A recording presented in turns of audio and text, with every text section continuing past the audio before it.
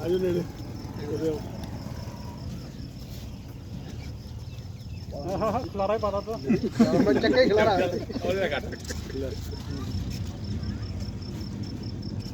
ਆਹੋ ਚਮਚਾ ਲਿਆਉਣਾ ਭੁੱਲ ਗਿਆ ਆਹ ਕਰ ਦੇ ਵਧੀਆ ਕਰ ਦੇ ਦੱਸ ਯਾਰ